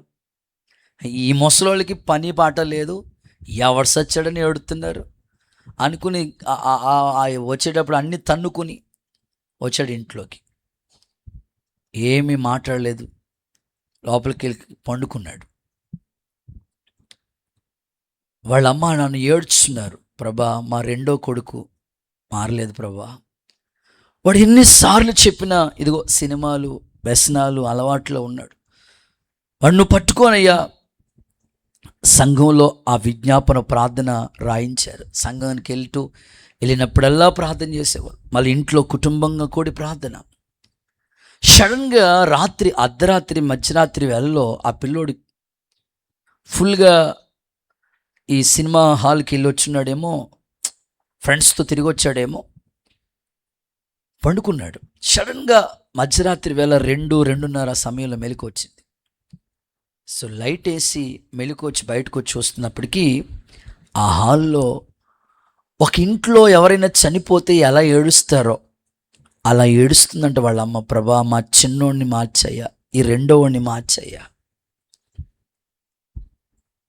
ఆ కన్నీటి ప్రవాహంలో ఆ వ్యక్తి కొట్టుకుంటా మార్పు చెంది ఈరోజు సేవకుడు అయిపోయాడు. చప్పట్లు కొడుతూ యేసయ్యకి మహిమ చెల్లిద్దామా? నేను ఎందుకు ఈ మాట చెప్తున్నానంటే సంఘ సహవాసం యొక్క శక్తి అంత గొప్పది. అందుకే బాప్తిసం తీసుకోవటానికి నీ అర్హత ఏంటంటే సంఘ సహవాసం ఉండాలి. ఓకే, ఇప్పుడు బాప్తిస్మానికి ఎవరు అర్హులో ఎవరు తీసుకోవాలో 5 మాటలు చెప్పాను. ఒక్కసారి ఆ మాటలు నాకు ఒకసారి ఎక్స్ప్లెనేషన్ చేయండి, గుర్చేయండి ఒకసారి. 3వ మాటలోకి వెళ్ళిపోదాం ఇప్పుడు. దేవుణ్ణి నమ్మినవారు, నన్ను ఎఫ్ మైనర్ పట్టు. దేవుణ్ణి నమ్మిన వాళ్ళు. నెక్స్ట్ మారు మనసు పొందాలి. 3 పాపాలు ఒప్పుకోవాలి. 4 యేసు ప్రభుని ధరించుకోవాలి. 5వది సంఘంతో సంఘ సహవాసం. ఈ అనుభూతి ఉన్నవాళ్ళు ఖచ్చితంగా బాప్తిస్మానికి అర్హులు. వారికి వాయిదాలు వేయకుండా యేసు నామములో మీ హృదయాలు తెరవబడునుగాక. యేసు రక్తము రక్తము రక్తము, యేసు రక్తము రక్తము రక్తము, అమూల్యమైన రక్తము, నిష్కలంకమైన రక్తము, అమూల్యమైన నిష్కలంకమైన. చప్పట్లు. యేసు పాడండి, యేసు రక్తము రక్తము రక్తము,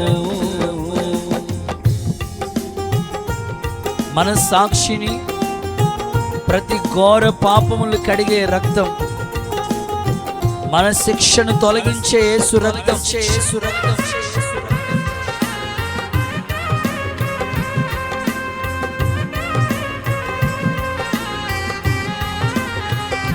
చప్పట్లు చప్పట్లు చప్పట్లు.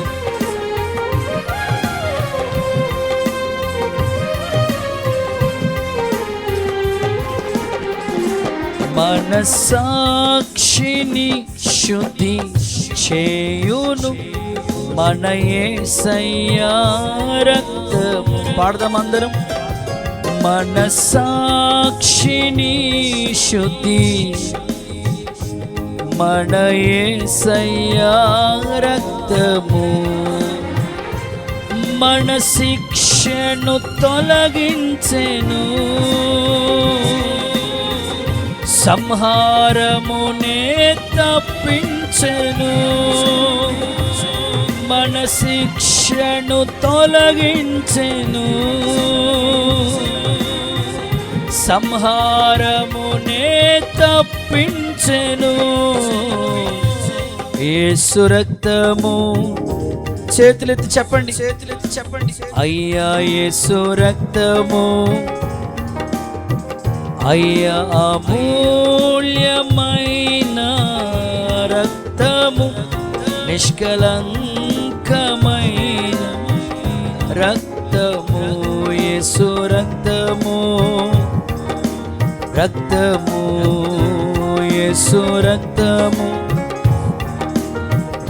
హల్లెలూయా. పేతురు దేవుని వాక్యం ప్రకటిస్తుండగానే వాళ్ళ హృదయాలు పొడవబడ్డాయి, మార్పు చెంది ఒకేసారి 3,000 మంది సంఘం ఏర్పడింది. చప్పట్లు కొట్టండి ఒకసారి యేసయ్య. ఇది మొదటి సంఘం. అపోస్తుల దినాల్లో సంఘం ఎలా ఏర్పడిందంటే, పరిశుద్ధాత్మ దేవుడు నడిపించిన విధానం, దైవజనుడు పేతురు ఆత్మపూర్ణుడే బోధిస్తూ ఉన్నప్పుడు వాళ్ళ హృదయాలు పొడవబడ్డాయి. అప్పుడు ఆ మాటలు వాళ్ళ హృదయాలు తెరవబడి సంఘముగా ఏర్పరచబడ్డారు.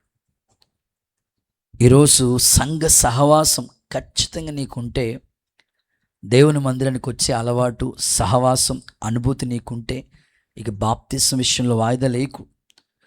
త్వరగా దేవుడు నిన్ను అలా సిద్ధపరచునుగాక. మూడో ప్రశ్నకి వెళ్దాం.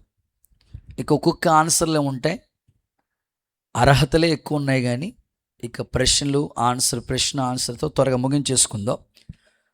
మూడవ ప్రశ్న, బాప్తిస్మం ఎవరు ఇవ్వాలి?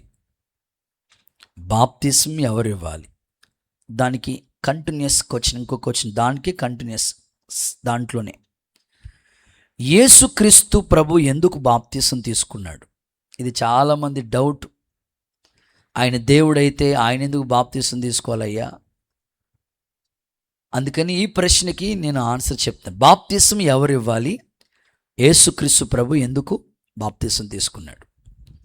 దీంట్లో ఈ మొదటి క్వశ్చన్కి బాప్తిసం ఎవరు ఇవ్వాలంటే 2 ఆన్సర్లు చెప్తాను. ఇందులో జాగ్రత్తగా ఆలకించండి. ఆ అనుభూతిని మీకు చెప్తాను. దూషకుడు, హింసకుడు, హానికరుడు పౌలు. ఈ పౌలుకి బాప్తిసం ఎవరు ఇచ్చారు? చెప్పాలి. అననీయ. ఎవరితడు? అననీయ గురించి మనం చదివితే మంచి సాక్ష్యం కలిగిన వాడు. మంచి సాక్ష్యం. ఆన్సర్ వచ్చేసింది, అదే ఆన్సర్. మంచి సాక్ష్యం కలిగిన దైవజనుడు, మంచి సాక్ష్యం. యూదులే సాక్ష్యం చెప్తారు అక్కడ అననీయ గురించి. యూదులందరిలో అననీయ మంచి సాక్ష్యం కలిగిన వాడు. దేవుని ఏర్పాటు ఎంత గొప్పదంటే, పౌలు గారికి బాప్తిసం ఇచ్చే కృప ఈ అననీయకి ఇచ్చాడు దేవుడు. మంచి సాక్ష్యం కలిగిన దైవజనుడు. ఆన్సర్ మీకు ఆ రిఫరెన్స్ కోట్ చేస్తాను చూడండి. అపోస్తల కార్యాల గ్రంథం 22:12. అపోస్తల కార్యాల గ్రంథం 22:12. అంతటి ధర్మశాస్త్రం చొప్పున భక్తిపరుడు అక్కడ కాపురమున్న యూదులందరి చేత మంచి పేరు పొందినవాడు, మంచి సాక్ష్యం కలిగిన అననీయ అను ఒకడు నా ఎద్దుకు వచ్చి నిలిచి, పౌలా సహోదర, దృష్టి పొందమని నాతో చెప్పగా, ఆ సందర్భాలు మీకు తెలుసు కదా. ఇక మంచి సాక్ష్యము, మంచి పేరు. ఒక దైవజనుడు ఒకరికి బాప్తిసం ఇవ్వటానికి కావాల్సిన అర్హత ఏంటంటే మంచి సాక్ష్యం. మీకు చెప్పనా, ఆహారం పంచిపెట్టాలంటేనే ఎంత రూల్ పెట్టాడక్క. 7గురిని సెలెక్ట్ చేశాడు కదా. ఏది తినే ఆహారాన్ని పంచిపెట్టడానికే వాళ్ళు సరైన వాళ్ళో కాదో సెలెక్ట్ చేశాడు. మరి బాప్తిసం ఇచ్చే విషయంలో మంచి సాక్ష్యం. ప్రస్తుతం నేను ఇలా అనకూడదు, కానీ నేను దైవజనులకి చెప్పేంత పెద్దోడిని కాదు. కానీ కొన్ని స్థలాల్లో, కొన్ని ప్రాంతాల్లో మరీ టూ మచ్గా ఇలా ప్రవర్తించే అనుభూతి చాలామందిని మనం చూస్తాం. అది వాక్య విరోధం అని నేను జ్ఞాపకం చేస్తున్నాను అంతే. నేను సేవకులకు చెప్పేంత పెద్దోళ్ళని కాదు. ప్రస్తుతం చాలా చోట్ల జరుగుతున్న అనుభవాలు, సందర్భాలు చూస్తుంటుంటే బాధ కలుగుతూ ఉంటుంది. ఆయన ఒక ప్రాంతంలో దేవుని సేవ చేయటానికి ఎన్నుకున్నాడు అనుకోండి, దేవుడు ఏర్పాటు చేసుకున్న పాస్టర్. సంతోషం, దేవుని పని చేయనివ్వండి, తప్పేం లేదు, దేవుని పని చేయండి. కానీ సాక్ష్యం పోగొట్టుకుని సేవ చేసేవాళ్ళు ఎంతోమంది కనబడతా ఉంటారు. ఎలా అంటే, ఈయన పాస్టర్ గారు భార్యని కోయిట పంపిస్తూ ఉంటాడు. ఎంత దారుణం అది. భక్తికి భిన్నమైన పనులు చేయకూడదు కదా, వాక్యం అంగీకరించదు. ఈయన పాస్టర్ వడ్డీ వ్యాపారం చేస్తూ ఉంటాడు, వాక్యం అంగీకరించదు కదా. అందుకనే మంచి సాక్ష్యం కలిగిన వాడు బాప్తిసం ఇవ్వాలి. సేవే ధ్యేయం, సేవే ప్రాణం. ఈ అనుభూతిలో దేవుడు ఒక పరిచర్యను మనకిచ్చాడు. ఆత్మీయులందరూ కట్టబడి స్థిరపడుతూ ఉన్నారు, ఇంకా కృప పొందుదురుగాక. ఇందులోనే ఇంకొక ఆన్సర్, బాప్తిసం ఎవరు ఇవ్వాలంటే ఆత్మపూర్ణులైన దైవజనులు. ఆత్మపూర్ణులైన దైవజనులు ఎలా చెప్పగలరు? వాక్యంలోంచే. యేసు ప్రభుకి బాప్తిసం ఎవరిచ్చారు? బాప్తిసం ఇచ్చే యోహాన్. ఆయన గురించి చెప్పిన మాట ఏంటి? తల్లి గర్భంలో ఉన్నప్పుడు ఆయన గురించి చెప్పిన మాట ఏంటి? స్త్రీలు కనిన వారిలో ఇతని కంటే గొప్పవాడు లేడు, ఇతడు మండుచు ప్రకాశించుచున్న దీపం. ఇంకా తన యొక్క లోకానికి ఎంత దూరంగా ఉన్నాడో, అరణ్యంలో ఉంటూ ఆయన ఆహారము, ఆయన వస్త్రధారణ అంతా డిఫరెంట్. లాస్ట్కి వచ్చినప్పటికి అంటారు, తల్లి గర్భములో ఉండగానే ఇతడు ఆత్మపూర్ణుడు అని చెప్పారు. చూడండి ఆ మాట, లూకా 1:15. లూకా 1:15. అతడు ప్రభు దృష్టికి గొప్పవాడై ద్రాక్షారసమైనను మద్యమైనను త్రాగక తన తల్లి గర్భం నుండి పుట్టినది మొదలుకొని పరిశుద్ధాత్మతో నింపబడిన వాడై. చాలక అంటే యేసు ప్రభుకి బాప్తిసం ఇచ్చిన ఈ యోహాను గురించి ఇచ్చిన విట్నెస్ ఏంటంటే తల్లి గర్భంలో ఉండగానే ఆత్మపూర్ణుడు. సో దైవజనులు బాప్తిసం ఇవ్వటానికి అర్హత ఏంటంటే మంచి సాక్ష్యం, ఆత్మపూర్ణులు. ఈ అనుభూతి ఉన్న వాళ్ళు ఖచ్చితంగా బాప్తిస్మాలు ఇవ్వచ్చు. అలాంటి కృప దేవుడు సేవకులందరికీ అనుగ్రహించునుగాక. మన సేవ ప్రారంభంలో జరిగిన ఒక చిన్న సాక్ష్యం చెప్తాను మీతో. పరంజ్యోతి స్కూల్ దగ్గర మనం సేవ స్టార్ట్ చేసాం. అప్పటికే కొద్ది సంవత్సరాలు, ఒక 2-3 సంవత్సరాలు అవుతుంది. ఒక 20-30 మంది సమకూర్చబడతా ఉన్నారు. దేవుని మందిరానికి వస్తూ ఉన్నారు వాళ్ళు. అప్పుడు ఉపవాస కూటాలు జరుగుతుంటా. తర్వాత 31 డిసెంబర్ 31 బాప్తిస్మాల కార్యక్రమం. క్రొత్త సంవత్సరానికి 2 బాప్తిస్మాలకి సిద్ధపడ్డారు. మేము అనుకున్నాం, అప్పటికి ఇప్పుడే ఇలా ఉన్నామంటే ఒక ఇంచుమించు 10 ఏళ్ల క్రితం, 10-15 ఏళ్ల క్రితం అనుకోండి, సేవ ప్రారంభంలో మేము అనుకున్నాం, సరే మనం చిన్నోళ్ళం కదా. అప్పటికే దైవ సేవకులు ఆర్డినేషన్ చేశారు, అభిషేకించారు, సేవకు పంపించారు. ఎవరైనా పెద్దోళ్ళ చేత బాప్తిసం ఇప్పిద్దాం, అని ఆ బాప్తిసం పొందడానికి వచ్చిన వాళ్ళతో చెప్పాం. అక్క, పెద్దవాళ్ళు వస్తారు, సేవకులు వస్తారు, వాళ్ళ చేతుల మీదుగా మీరు బాప్తిసం తీసుకుందరు కానీ అంటే ఆ అక్క లేదా వాళ్ళ కుటుంబ సభ్యులు ఏమన్నారంటే, అన్నయ్య వాళ్ళు ఎలా ఉంటారో మాకు తెలియదు, మేము ఇన్ని సంవత్సరాలుగా మిమ్మల్ని గమనిస్తూ ఉన్నాం, సేవే భారంగా, మీరు దేవుని పని కొరకే వచ్చారు, ఇస్తే మీరే ఇవ్వండి తీసుకుంటాం. ఒక సేవకునిగా నేను చెప్పే మాట ఏమిటంటే, నేను చిన్నోడినమ్మా, పెద్దోళ్ళ చేత తీసుకుంది లేదులే, వద్దయ్యా, మేము చూసాం కదా సేవ కోసం మీరు ఎన్ని చేయబడ్డారు. సో నేను కోరుకుంటుంది ఏమిటంటే, తప్పకుండా దైవ సేవకుల గురించి ఒక మంచి సాక్ష్యం, ఒక అనుభూతి, దేవుడు మన సేవ ప్రారంభం నుంచి ఈ పునాది మీద ఈ సేవను కట్టుకుంటూ వచ్చాడు, ఇంకా ఇదే కృపలో ఈ సేవ దేవుడు కొనసాగించునుగాక. ఇప్పుడు ఇందులోనే రెండో క్వశ్చన్ ఏమిటంటే, యేసు ప్రభు దేవుడై ఉండి ఆయన ఎందుకు బాప్తిసం తీసుకోవాలి? ఆయన ఏ పాపం చేయలే కదా. ఆయన పుట్టుకతోనే, చెప్పండి, ఆయన పుట్టుక ఎలాంటిది? పరిశుద్ధమైన పుట్టుక. బైబిల్ ఎలా చెప్తుంది కదా, దయాప్రాప్తురాల మరియా నీకు శుభం, పుట్టబోయే శిశువు పరిశుద్ధుడై. అంటే ఆయన జన్మలోనే పరిశుద్ధత ఉంది. ఆయనలో ఎక్కడా జన్మలో అపవిత్రత లేదు, ఆయన పుట్టుకే పరిశుద్ధం. మరి ఎంత పరిశుద్ధుడైన దేవుడు ఎందుకయ్యా బాప్తిసం తీసుకోవాలి? దీనికి ఆన్సర్ చెప్తాను. మత్తయి సువార్త 3వ అధ్యాయం 14-15 వచనాలు.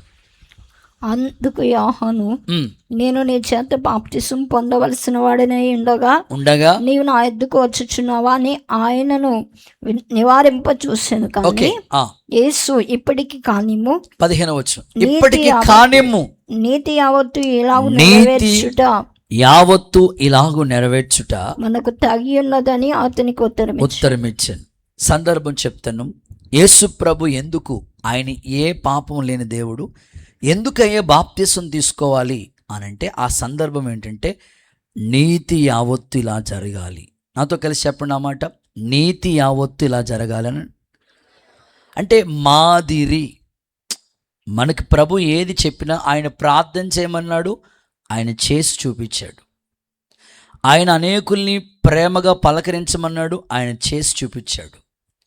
ఆయన నరుడుగా ఈ లోకానికి వచ్చాడు, మాదిరిగా, ఒక మోడల్గా, నీతి యావత్తు ఇలా జరగాలని అనడానికి సాదృశ్యంగా దేవుడు అక్కడ ఆ కార్యం జరిగించాడు. యేసు నామములో దైవ కృప మిమ్మల్ని ఆవరించునుగాక. తండ్రి చేత నీతిగా ఎంచబడ్డాడు, పరిశుద్ధుడిగా ఉన్నాడు, ఆత్మదేవుని ఆలోచనతో నడిపించబడ్డాడు. ఇక్కడ చెప్తాడు, ఈయన నా ప్రియకుమారుడు, ఈయన యందు నేను ఆనందిస్తున్నాను, ఒక సాక్ష్యం. సో దేవుడు అందుకొరకే నీతి యావత్తు ఇలా జరగాలి, ఒక మాదిరి కొరకే ఆయన రక్షణ అనుభూతిని, ఆ అనుభూతిని మనకు దేవుడు తెలియచేస్తున్నాడు. ఇక చివరి 2 ప్రశ్నలు త్వరగా చెప్పి ముగిస్తాను. 4వ ప్రశ్న, బాప్తిసం ఏ విధంగా తీసుకోవాలి? బాప్తిసం ఏ విధంగా తీసుకోవాలి? మత్తయి సువార్త, దీనికి ఆన్సర్ చెప్తాను. మత్తయి సువార్త 28వ అధ్యాయం 19వ వాక్యం. బాప్తిసం ఏ విధంగా తీసుకోవాలి? మీరు వెళ్ళి సమస్త జనులను శిష్యులుగా చేయుడి, తండ్రి యొక్కయు కుమారుని యొక్కయు పరిశుద్ధాత్మ, తండ్రి కుమార పరిశుద్ధాత్మ నామములో వారికి బాప్తిసమిచ్చుచు నేను మీకు ఏ ఏ సంగతులను ఆజ్ఞాపించుటనో వాటిని గైకొనవలెనని వారికి బోధించుడి. చాలండి. సందర్భాన్ని మనం చూస్తే 4వ ప్రశ్న, బాప్తిస్మ ఏ విధంగా తీసుకోవాలంటే తండ్రి కుమార పరిశుద్ధాత్మ నామంలో. ఖచ్చితంగా త్రిత్వాన్ని ఒప్పుకోవాలి. చాలామందికి ఇక్కడ డౌట్, యేసు నామంలో అపోస్తులు బాప్తిస్మ ఇచ్చారు కదయ్యా, మరి ఇక్కడేంటి మీరు తండ్రి కుమార పరిశుద్ధాత్మ నామంలో బాప్తిస్మ అంటే? ప్రభువే చెప్పాడు. అపోస్తుల కార్యాల్లో జరిగిన వాస్తవం ఏమిటంటే, యేసుని సిలువ వేయండి, అదే మాట వాళ్ళకి వినబడతా వచ్చింది. అందుకని యేసు నామం ఎక్కువగా ఉపయోగిస్తూ వచ్చారు అక్కడ. ప్రభు చెప్పిందే కరెక్ట్. తండ్రి కుమార పరిశుద్ధాత్మ త్రియేక నామం. ప్రభు అంటారు కదా, తండ్రిని ఒప్పుకోకపోతే, కుమారుని ఒప్పుకోకపోతే వాడే క్రీస్తు విరోధి అన్నాడు. ఇక్కడ బాప్తిసం దగ్గరికి వచ్చినప్పటికి చాలామంది అనేకమైన డినామినేషన్స్, దుర్బోధలు ఎన్నో వచ్చేస్తూ ఉన్నాయి. వాక్యం చెప్తుంది త్రిత్వాన్ని ఖచ్చితంగా ఆ వ్యక్తి అంగీకరించాలి, త్రియేక దేవుణ్ణి అంగీకరించాలి, తండ్రి కుమార పరిశుద్ధాత్మ నామములో బాప్తిసం తీసుకోవాలి. అలాంటి కృప అనుగ్రహించబడునుగాక. రైట్, చివరి ప్రశ్న, ఇది వెరీ ఇంపార్టెంట్. బాప్తిసం తీసుకోకపోతే వచ్చే నష్టం ఏంటి కదా? చాలామందికి ఈ ప్రశ్న ఉంటుంది. అయ్యగారు, బాప్తిసం తీసుకోకపోతే వచ్చే నష్టం ఏంటి అయ్యగారు? 3 రకాల నష్టాల గురించి చెప్తాను ఇందులో, ABC. మందిరానికి వచ్చి దేవుని వాక్యం విని నువ్వు ఎన్నో, చాలామంది చూడండి క్రిస్మస్కి దేవుని పరిచర్యకి ఎన్నో విధాలుగా అవసరమైతే భోజనాలు పెట్టి చేస్తూ ఉంటారు, అవసరమైతే చర్చి కట్టిస్తూ ఉంటారు, అవసరమైతే స్థలం కొంటారు, ఎన్నైనా చేస్తారు. కానీ బాప్తిసం అనే చోటుకు వచ్చినప్పటికీ పొందకుండా అలా సంవత్సరాలు వాయిదాలు వేసిన వాళ్ళు సమాజంలో ఎందరో కనబడతారు, సంఘాల్లో ఎందరో కనబడతారు. అయితే ఇది ఆఖరి ప్రశ్న. ఇది బాప్తిసం పొందకపోతే వచ్చే నష్టం ఏంటో 3 మాటలు చెప్తాను మీకు. లూకా సువార్త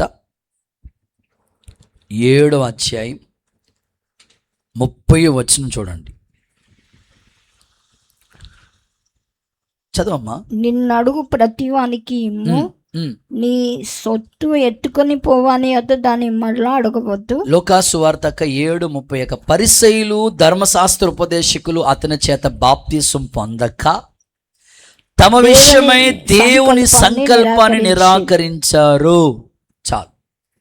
శాస్త్రులు, పరిసయ్యులు, ధర్మశాస్త్ర ఉపదేశకులు అనే వాళ్ళు ఉన్నారు చూసారా, వీళ్ళ పని ఏంటంటే బాప్తిసం పొందకుండగా దేవుని విషయమై, వాళ్ళ విషయమై దేవుని సంకల్పాన్ని తృణీకరించారు.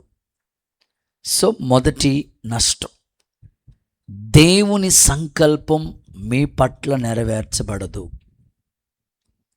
దేవుని సంకల్పం ప్రతి ఒక్కరి పట్ల దేవునికి ఒక సంకల్పం ఉంటుంది. ఈ శాస్త్రులు, పరిసయ్యులు అనేవాళ్ళు బాప్తిస్మాన్ని పొందకుండగా తృణీకరించారట. దానివల్ల వాళ్ళకు వచ్చిన నష్టం ఏంటంటే దేవుని సంకల్పం నెరవేర్చబడలేదు వాళ్ళ పట్ల. ఈరోజు నా ప్రార్థన, ఎవరైతే బాప్తిసం పొందకుండా ఉండిపోతారో మీ పట్ల దేవుని సంకల్పం ఒకటి ఉంది, అది నెరవేర్చబడకుండా ఉంటుంది. నా ప్రార్థన, మీ పట్ల దేవుని దయా సంకల్పం నెరవేర్చబడునుగాక. మన బట్టి శ్రీని అన్నయ్య గారు, అరుణ్ కుమార్ గారు, వారి యొక్క 2 పిల్లలు, అయ్యగారు, పాస్టమ్ గారు, వీళ్ళు 4 కలిసి రామచంద్రపురం నుంచి యానం బ్రిడ్జి దగ్గర, వంతెన దగ్గరలో, ఆ వంతెన దగ్గర పోలీస్ స్టేషన్ ప్రక్కన అక్కడ గ్రౌండ్లో 2018-17 ఆ సంవత్సరాలలో అనుకుంటా మీటింగ్స్ జరుగుతూ ఉంటుంటే రామగుండం నుంచి సురేష్ అయ్య గారు వచ్చారు దేవుని వాక్యం అందించడానికి. బట్టి శ్రీని గారు అక్కడ దేవుని వాక్యం చెప్పడానికి కాదు, వాళ్ళ స్నేహితులు టైటస్ బాబు గారు మీటింగ్స్ ఏర్పాటు చేస్తే జస్ట్ వాళ్ళ ఫ్యామిలీ కూడా వచ్చారు ఆ మీటింగ్స్కి. లాస్ట్లో వాక్యం దైవ సేవకులు చెప్తూ బాప్తిస్మాలకి సిద్ధపడిన వాళ్ళు ఒకసారి లేచి నిలబడండి అని చెప్పారు. సిద్ధపడిన వాళ్ళు, లేచి నిలబడిన వాళ్ళలో పాస్టర్ గారి పిల్లలు 2 ఉన్నారు. అందులో పాప ఉంది, కొడుకు కూడా ఉన్నాడు. వెంటనే పాస్టర్ గారు అంటే వాళ్ళ అమ్మ వాళ్ళ చెవి దగ్గరికి వచ్చి, పక్క దగ్గరికి వచ్చి, ఎవరే మనకి సంఘం ఉందిరా నాయన, ఇంటికి వెళ్ళిన తర్వాత నీకు నాన్నగారు బాప్తిసం ఇస్తారా బాబు, మీరు ఇక్కడ నిలబడటం ఎందుకురా అని వాళ్ళ అమ్మగారు అన్నారు. లేదమ్మా, వాక్యం నన్ను తాకింది, ఇక ఆలస్యం చేయకూడదు, అర్జెంటుగా ఇప్పుడే నేను బాప్తిసం తీసుకుంటానని కొడుకు సిద్ధమయ్యాడు.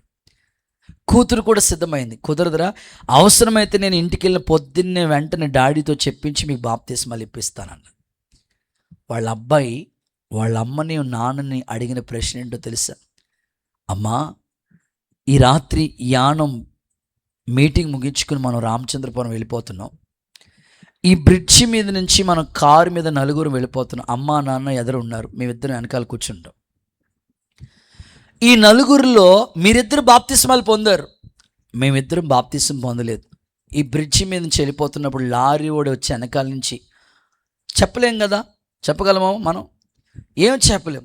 వెనకాల నుంచి లారీ ఓడి వచ్చి యాక్సిడెంట్ అయితే ఒకవేళ నలుగురు చనిపోతే మీ ఇద్దరు పరలోకానికి వెళ్తారు, మేమిద్దరు నరకానికి వెళ్ళిపోతాం.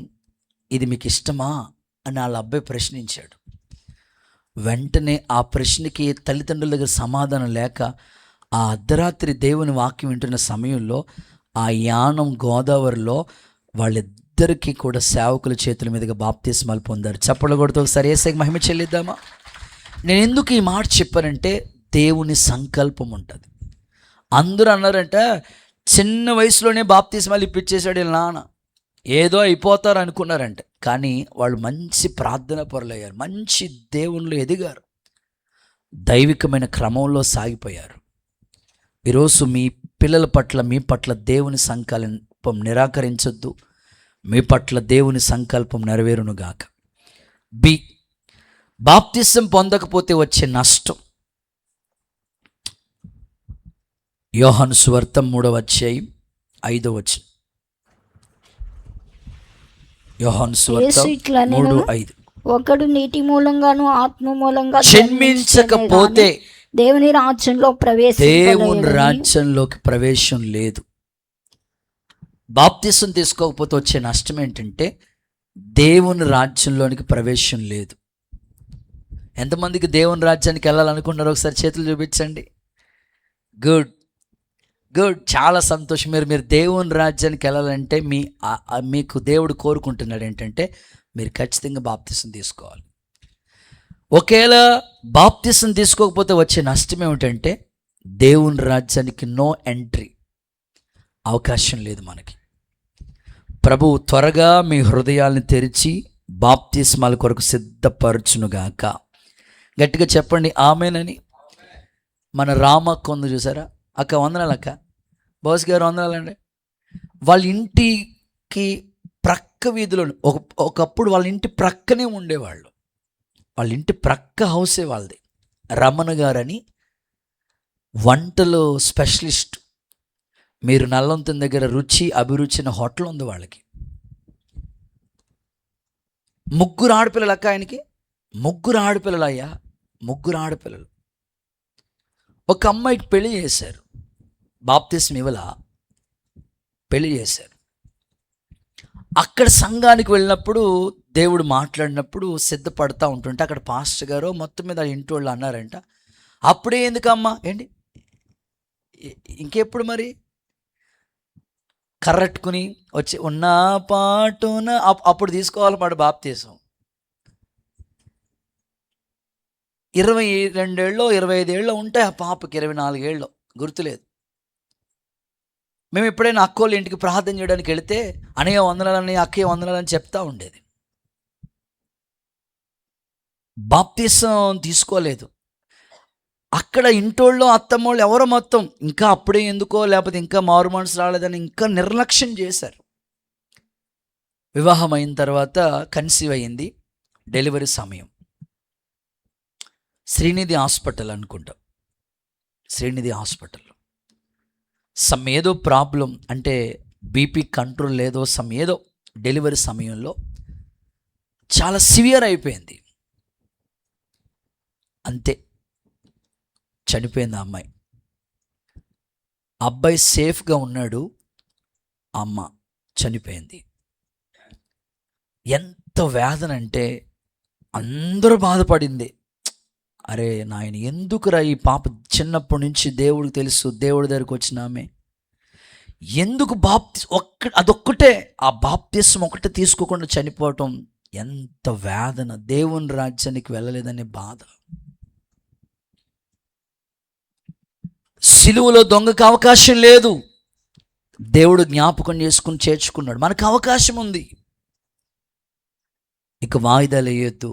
దేవుని రాజ్యానికి నువ్వు చేరుకోవాలంటే, నీ కుటుంబం నిత్య రాజ్యంలో కనబడాలంటే ఖచ్చితంగా బాప్తిస్మం తీసుకోవాలి. మీ ఇంట్లో ఇంకెవరు భర్త, భార్య, పిల్లలు, అన్నదమ్ములు, అక్కచెల్లెలు ఇంకా బాప్తిస్మ అనుభవం లేకుండా ఉండిపోయారో వాళ్ళకి ఒక హెచ్చరికగా దేవుడు ఈ మాట చెప్తున్నాడు. కొంతసేపు కనబడి అంతలో మాయమైపోయే ఆవిరివండి. ఆ తల్లి అనుకుంటుంది అంటారా, నా పిల్లోడికి జన్మనిస్తాను, నా కొడుకు నేను చూస్తాను అనుకుని ఉండదేమో. చూసుకునే అవకాశం లేదు. చిన్న వయసు. ఎంతోమంది భయంకరమైన ప్రమాదంలో చనిపోతున్నారు. ఎప్పుడు మరణం ఎవరికొస్తో తెలీదు. అందుకని వాయిదాలు వేయద్దు. దేవుని రాజ్యానికి వారసులుగా ఉండకుండా మిగిలిపోవద్దు. ప్రభువు నిన్ను దర్శించునుగాక. చివరి మాట, బాప్తిస్మం తీసుకోకపోతే వచ్చే నష్టం. మార్కు 16:16 నమ్మి బాప్తిస్మం పొందినవాడు రక్షింపబడతాడు, నమ్మని వానికి శిక్ష. అగ్ని ఆరదు, పురుగు చావదు, యుగాలు యాతనకరమైన స్థలం. నా ప్రార్థన ఏమిటంటే ఇక్కడ ఉంటున్న వాళ్ళందరూ అక్కడ కూడా కనబడుదురుగాక. ఏ ఒక్క ఆత్మ నరకానికి వెళ్ళకుండా తప్పించబడునుగాక. దేవుని సేవకుడిగా నా ప్రార్థన, ఈ ఉపవాస కూడికల ముగింపు ఆగస్టు 15 ఎవరైతే రక్షణ పొందకుండా బాప్తిసం తీసుకోండి మిగిలిపోయారో వాళ్ళు త్వరగా నమ్మి బాప్తిసం తీసుకుంటే శిక్ష నుండి తప్పించబడతారు, నిత్య జీవానికి వాళ్ళు అర్హులవుతారు. అలాంటి కృప దేవుడు మీలో ఒక్కొక్కరికి అనుగ్రహించునుగాక. అలాంటి కృపకు దేవుడు మిమ్మల్ని అందరినీ పాత్రులుగా మార్చునుగాక. యేసయ్య చెప్పాడు కదా, నా యందు విశ్వాసం ఉంచిన వాడు మరణములో నుండి జీవములోనికి దాటి ఉంటాడు. క్రీస్తు యేసునందున్న వాళ్ళకి ఏ శిక్షా విధి లేదు. ఆ శిక్ష నుండి తప్పించడానికే ఆ మహిమని విడిచిపెట్టి మన కోసం ఈ భూమి మీదకి వచ్చాడు ఆయన. ఎంతోమంది కన్నీళ్ళ ప్రార్థన ద్వారా ఎంతోమంది భర్తలు మారుతున్నారు. నేను చాలా సంతోషిస్తున్నాను. ఎన్నో కుటుంబాలు రక్షించబడుతున్నాయి, చాలా సంతోషిస్తున్నాను. ఇంకా ఏ కుటుంబంలో రక్షణ లేరో వాళ్ళందరికీ బాప్తిసం కొరకు ఆగస్టు 15 కొరకు దేవుడు వాళ్ళని సిద్ధపరిచి శిక్ష వాళ్ళ మీద నుంచి కొట్టివేనుగాక. ఈ మాటలన్నీ దేవుడు మన వెనుకల్లో దీవించునుగాక. నేను చెప్పిన పాఠం తిరిగి నాకు అప్పచెప్తేనే ప్రార్థన చేసుకుంటాం. బాప్తిసం అంటే ఏంటి?